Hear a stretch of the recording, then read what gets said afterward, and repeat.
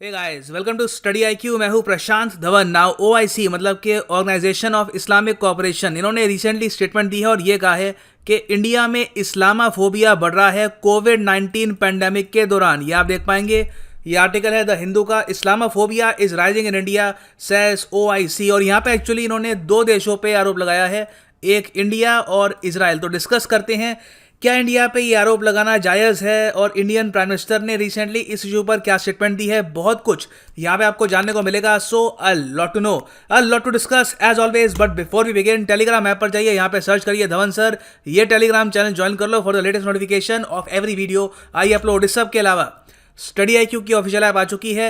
Go to Google play store, download our app. यहाँ पे आप हमारा यूपीएससी कोर्स परचेज कर सकते हैं, जिससे आप यूपीएससी प्रीलिम्स और मेंस दोनों की तैयारी कर सकते हैं घर बैठे या wherever you go at a very affordable price. So go to study IQ education app today. Now OIC यानी कि ऑर्गेनाइजेशन ऑफ इस्लामिक कोऑपरेशन की अगर हम बात करें तो यहाँ पर आपको 57 कंट्रीज मिलेंगी।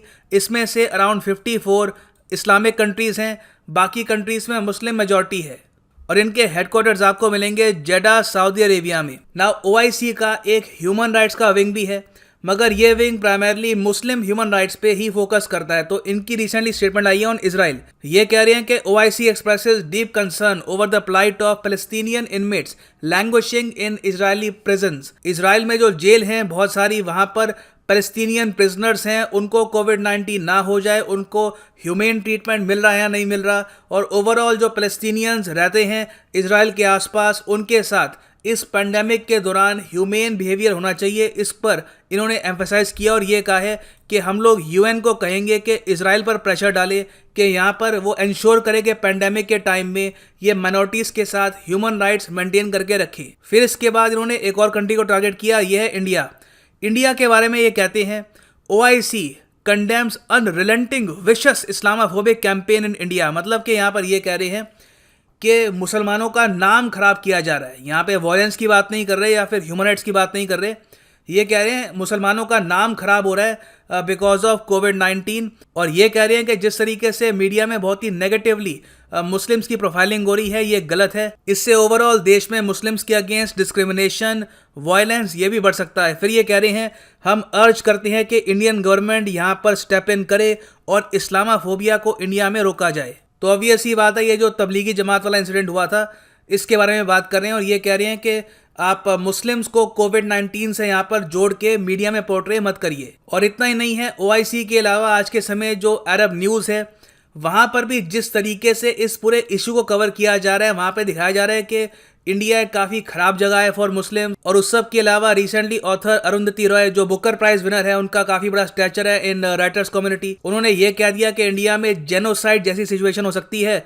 अब ऑब्वियस ही बात है, ये भी जो स्टेटमेंट है कवर करी गई है वहाँ पे। अब स्टेटमेंट कितनी करेक्ट है कितनी इनकरेक्ट है वो अलग बात है। तो ओवरऑल आप कह सकते हैं काफ़ी लंबे समय के बाद, काफ़ी सालों के बाद इंडिया को बहुत ही नेगेटिव तरीके से पोर्ट्रे किया जा रहा है in the Gulf region, primarily Kuwait, Saudi Arabia, UAE, जो ये सब कंट्रीज हैं, यहाँ की मैं बात कर रहा हूँ। नाउ ओआईसी की तरफ से जो ये स्टेटमेंट आई है उसके बाद हमारे प्राइम मिनिस्टर ने ये कहा है कि कोविड-19 race, religion, colour, caste, creed, language, border ये सब नहीं देखता।